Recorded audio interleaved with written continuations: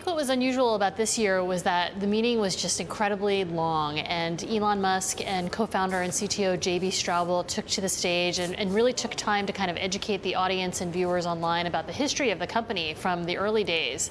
They started with the sort of challenges of producing the Roadster all the way up to, the recent news about the Model X. They kind of fell on their sword and apologized to owners again about the issues with the Falcon Wing doors. And, 2 hours in, they're still kind of going through the history of the company. So I think this was an attempt by Tesla to kind of reposition themselves to this new market, the Model 3 market, and remind people that, Tesla has a really long and interesting history, and it's a history that the average American consumer isn't really aware of.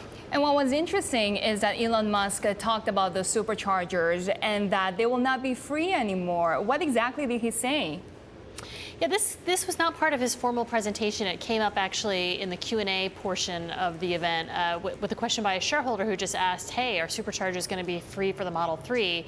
And Elon said, well, supercharging definitely has a cost, and the thing to do would be to decouple it from the cost of the car, and there'll be some kind of package. So there wasn't really like a firm number, but it seems pretty obvious going forward that, as Tesla aspires to higher volumes of making 500,000 cars a year, they're not going to be able to offer free supercharging for life for 500,000 customers. So that's caused some consternation, I think, among owners who, feel like free supercharging is a right and a privilege to which they are entitled. But, on the stage, JB and Elon kind of took pains to remind people that the point of supercharging is to enable long-distance travel. You really should be charging your vehicle at home or at work. And they have had problems in the past with people just kind of going to the supercharger to charge, and that's not really the intention of the supercharging system. Dana, anything on that battery factory that Tesla is building in Nevada? Because, of course, that's critical in just getting out that Model 3 in time.